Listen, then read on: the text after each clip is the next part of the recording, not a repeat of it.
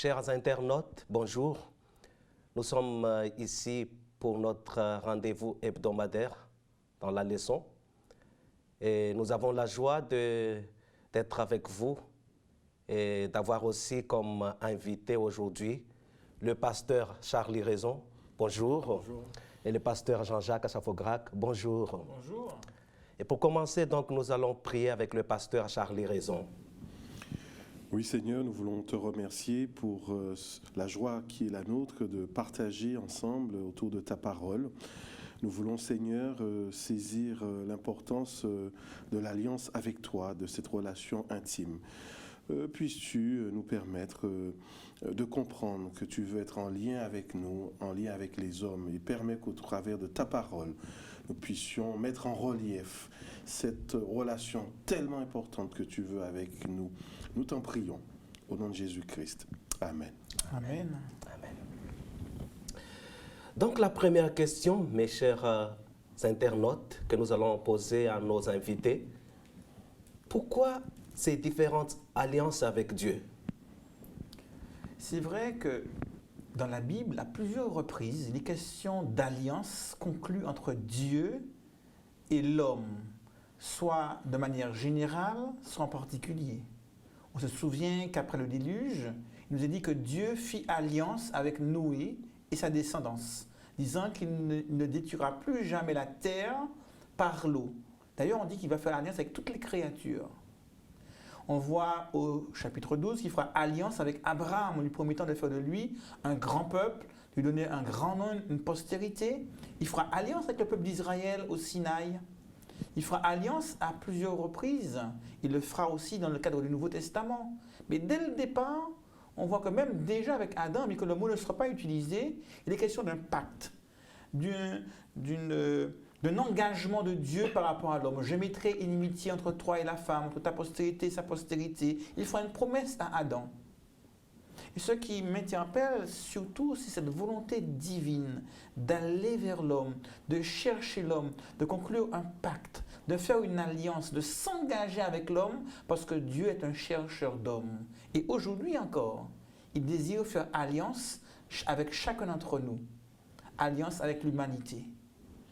Et justement, j'aimerais bien placer l'alliance dans sa dimension relationnelle, parce que c'est relié, Dieu veut être relié à nous, et nous voyons que l'alliance, c'est dès la Genèse, notamment lorsque Dieu pose la question « Où es-tu » L'alliance s'inscrit aussi dans un cadre de conflit, de difficulté, de séparation.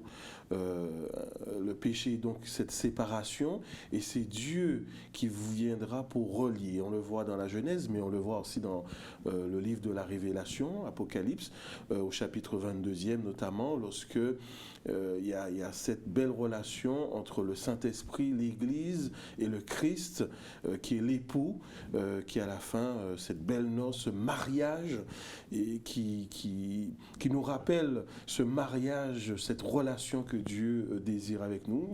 Disons que c'est un mot qui traverse toute la Bible. D'ailleurs, on voit bien aujourd'hui encore que le mot alliance a un sens particulier. Lorsque les uns et les autres se marient, l'homme met au doigt de son épouse une alliance, et inversement. Et cet objet métallique, très souvent en or, signifie la volonté commune de cheminer ensemble. C'est un pacte, un engagement réciproque de l'un vis-à-vis de l'autre. Dieu désire s'engager avec nous, et c'est lui qui fait le premier pas et qui nous demande en mariage.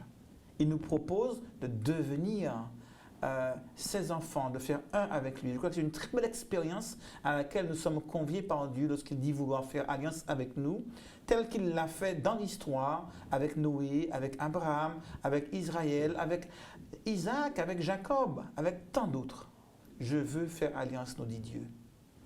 Merci. Pourriez-vous nous expliquer les deux grandes alliances dans le livre de Genèse? Par exemple, le livre de la Genèse illustre bien cette alliance entre Dieu et Abraham, le père des croyants, notamment au chapitre 12e, on voit bien que c'est Dieu qui est garant de l'alliance. Je te bénirai, je ferai de toi une grande nation. Donc Dieu se porte quand même garant, mais comme celui qui désire maintenir l'alliance, malgré l'histoire d'Abraham, lorsque Dieu lui dit, voilà, tu dois quitter ton pays, tu dois partir. Donc, dans cette situation-là, dans ce contexte-là, Dieu lui montre, voilà, je fais alliance avec toi. Et d'ailleurs, cette alliance, elle résonne aussi comme une promesse. Je ne t'abandonnerai jamais, je te donnerai une descendance. On le voit. Reprenons la métaphore du mariage. Lorsque l'époux ou l'épouse s'engage, eh bien souvent les officiers d'état civil disent qu'ils s'engagent pour protéger, pour prendre soin, pour aimer. Et on va voir que dans l'alliance que Dieu va faire avec Noé, puis avec Abraham, et par la suite, qu'il y a toujours cette promesse divine de dire je vais te multiplier, je te rendrai fécond, je te rendrai grand, je te donnerai une terre, je te bénirai, je serai avec toi, je serai ton protecteur. Il y a ces promesses extraordinaires d'un Dieu d'amour qui dit je veux déverser toutes sortes de bénédictions sur toi et sur ta descendance. Évidemment, dans le cas de Noé, c'est une alliance qui est universelle. Toute la terre, tous les peuples, toute créature d'ailleurs terrestre est concerné par cette alliance divine qui dit « Je ne détruirai pas la terre ». Et en guise d'alliance, il a mis son arc dans le ciel. Avec Abraham, ici là, au chapitre 12, c'est avec un homme qu'il fait alliance. Mais au-delà de cet homme, on voit qu'il y a toute sa descendance. Et au-delà de sa descendance, au-delà d'Israël, on voit cette volonté de faire alliance avec l'humanité tout entière. Tous ceux qui le désirent peuvent rentrer dans cette alliance avec Dieu, rentrer dans cette bénédiction, rentrer dans ce partenariat à travers lequel Dieu veut bénir son peuple et ceux qui lui appartiennent. Merci beaucoup. Et quels sont les rôles joués par la loi et la grâce dans l'alliance sinaïtique? Alors, pour répondre à la question, j'aimerais quand même que nous puissions lire rapidement Éphésiens chapitre 2, un texte que plusieurs chrétiens connaissent fort bien, qui nous parle de la grâce.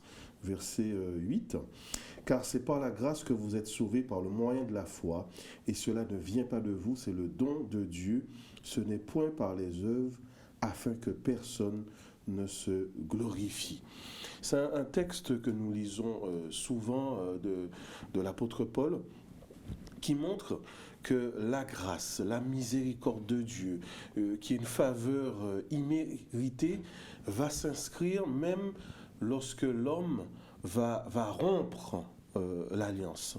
Ce n'est pas parce que l'alliance sera rompue que Dieu est en colère, que Dieu est fâché, que Dieu tourne le dos, d'une certaine manière, pour utiliser cette métaphore du divorce, du mariage, du moins que Dieu va divorcer. Pas du tout.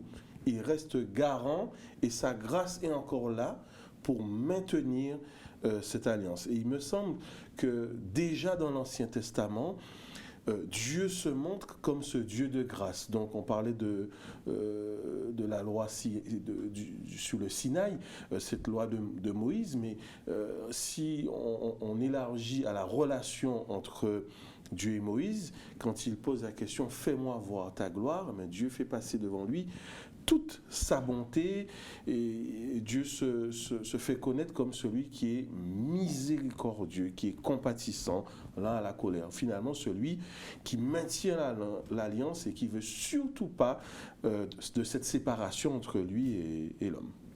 D'ailleurs, dans tout contrat, il y a les droits, mais il y a également les devoirs. Tout d'abord, les droits. Dieu, lorsqu'il nous propose une alliance, fait preuve de bonté, de générosité, de compassion. Parce que ce qu'il nous propose va au-delà de ce qu'on ne pourrait jamais rêver. Il nous propose de faire alliance pour devenir enfant de Dieu, de faire alliance pour participer à la nature divine, de faire alliance pour rentrer dans l'éternité céleste, de faire alliance pour goûter aux félicités divines, de faire alliance pour jouir de toutes sortes de bonnes choses qu'il a en réserve pour ceux qu'il aime. Par contre, rentrer dans cette alliance c'est aussi s'engager à vivre l'alliance. Et là, je parle de la partie devoir. La loi, c'est ce qui m'aide à comprendre comment rester dans l'alliance. Ce n'est point pour rentrer dans l'alliance, mais pour y rester. Dieu a voulu faire alliance avec moi, donc à partir de là, je veux pouvoir vivre pleinement le cadre de l'alliance. Revenons au mariage. Dès lors que je fais le choix de m'engager avec mon conjoint par le mariage pour la vie, cela veut dire que j'aurai des privilèges relationnels, mais j'aurai également des devoirs. Devoir de fidélité, devoir de protection, devoir de partage, devoir de solidarité. Et je crois qu'avec Dieu, il en va de même. Cette grâce qu'il nous fait de nous déverser de ses bénédictions, de faire alliance avec nous, eh bien, implique également de notre part cette volonté de vouloir vivre pleinement cet engagement à travers cette loi, à travers ces devoirs qui nous permettent de nous maintenir dans l'alliance. Alors, Merci. Alors justement, plusieurs chrétiens ont vu, ont pensé que la loi, la dimension du devoir n'était pas importante. Seulement, Jésus rappelle au chapitre 15e de l'évangile de Jean que si nous avons de l'amour pour lui, si nous l'aimons, alors nous allons garder ses commandements, c'est-à-dire nous allons entrer dans cette relation de fidélité avec lui. Donc la motivation de ceux qui préservent la parole de Dieu, qui respectent les valeurs, les principes de la parole de Dieu, ce n'est pas simplement juste pour respecter un devoir, mais c'est aussi pour dire « j'aime, donc je reste fidèle à l'alliance avec Dieu ». Merci beaucoup. Donc là, nous avons parlé d'alliance, mais quand on arrive dans le livre du prophète Jérémie, on voit bien qu'il parle aussi de nouvelle alliance. La nouvelle alliance. Et j'aimerais juste vous demander que signifie cette nouvelle alliance? Comment comprenez-vous ça dans le livre du prophète Jérémie? Alors, justement, dans le contexte du livre de Jérémie, nous avons eu l'occasion de voir récemment que le peuple a été, par exemple, exilé, que l'alliance a été rompue, et Dieu, malgré cela, il s'est porté garant. Et même lorsque le peuple voulait dire, voilà, nous allons observer la parole de Dieu, ça a déjà été dit, par exemple, dans la relation entre le peuple de Dieu dans le désert et la manière dont Dieu se révèle, nous allons réaliser, nous ferons ce que l'Éternel a dit. C'était cela une première idée de l'alliance. Mais dans le contexte du livre de Jérémie, il y a une alliance renouvelée. Pourquoi ? Parce que si nous nous appuyons par exemple sur les textes, c'est voilà, je t'aime d'un amour éternel. Dieu va se révéler au travers de Jérémie comme celui qui aime éternellement ce peuple d'une certaine manière qui est un peu ingrat. Mais Dieu, il va aimer jusqu'au bout, éternellement. Et cette alliance est comme une relation intime, et l'alliance renouvelée est perçue comme ça aussi. Par exemple, si nous considérons le texte d'Ézéchiel chapitre 36, je vous laverai, je mettrai en vous un esprit nouveau, vous aurez un cœur de chair. Donc là, Dieu, il ne souhaite pas simplement nous dire nos devoirs, mais il veut inscrire sur les tables de notre cœur sa parole, les valeurs élevées pour que l'alliance soit maintenue. Parfois, on aurait aimé faire les choses une fois pour toutes et ne plus y revenir. Et on s'imagine, et c'est d'ailleurs le cas pour le mariage, qu'il suffit de dire oui une fois pour que ce soit chose faite toute la vie. Et lorsqu'on prépare les jeunes pour le mariage, je leur explique très souvent que le mariage n'est pas l'aboutissement de quelque chose, mais le début de quelque chose. Et que l'essentiel du temps que l'on passe avec son épouse, c'est aussi pour pouvoir la courtiser, plus après le mariage qu'avant le mariage. C'est-à-dire faire vivre l'amour, cette capacité à dire je t'aime, par la présence, par les présents, par les attentions, par les marques d'affection, et le faire au quotidien. On ne peut pas se contenter de dire, écoute, je te dis aujourd'hui une fois pour toutes que je t'aime, et puis rappelle-toi parce que je n'aurai plus tellement l'occasion de te le dire. Non, ça ne marche pas comme ça. Il faut sans cesse, quotidiennement, vivre l'amour, faire vivre l'amour en renouvelant cet engagement conjugal, marital. La vie chrétienne, eh bien, fonctionne de la même manière que sur le principe humain. Nous avons besoin de faire vivre l'alliance avec Dieu. Et chaque jour, il nous faut renouveler notre désir d'être à Dieu, de vivre pour lui, de vivre avec lui. Et Dieu, lui, prend cette initiative. Il n'a eu de cesse d'aller vers le peuple d'Israël, de retourner, de le rappeler encore et encore, pour qu'il puisse revenir, rester dans cette relation, cette communion avec lui. Encore aujourd'hui, Dieu nous appelle, il appelle chacun d'entre nous, parce qu'il veut que nous puissions non seulement faire alliance, mais renouveler chaque jour cette alliance avec lui. Et justement, le fait de parler d'un renouveau de l'alliance montre toute la fragilité de l'alliance. Sur le plan humain, on peut rompre l'alliance. On peut divorcer. Mais Dieu, il ne souhaite pas divorcer de l'homme. Et d'une certaine manière, renouveler l'alliance, c'est comme un défi que Dieu nous lance en disant il est toujours possible de recommencer lorsque l'alliance a été rompue. Pourquoi? Parce qu'il vient lui-même montrer qu'à chaque fois que l'homme a rompu l'alliance, eh bien, vu qu'il est le garant, eh bien, il maintient l'alliance. Et dans le texte de Jérémie, il parle de la rémission de vos péchés. Et on trouve la même expression dans les textes sur la Sainte Seine. Ah ben oui, c'est vrai. L'alliance veut dire quoi? L'alliance veut dire qu'on apprend à vivre ensemble, qu'on fait un chemin ensemble et qu'on accepte de vivre constamment la réconciliation. Lorsqu'on entre dans une relation à l'autre, eh bien, immanquablement, eh bien, viendront des moments où les choses n'iront pas. Immanquablement, il y aura peut-être des tensions, des divergences de vues, des difficultés.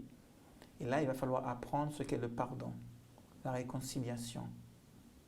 Ainsi, la vie n'est pas un long fleuve tranquille. La vie est faite de cette volonté d'aller de l'avant, de continuer. Et face à l'imperfection humaine, eh bien, Dieu veut pouvoir créer le cadre au sein duquel l'homme pourra constamment se repentir, demander pardon et bénéficier de la grâce que Dieu veut prodiguer à l'humanité.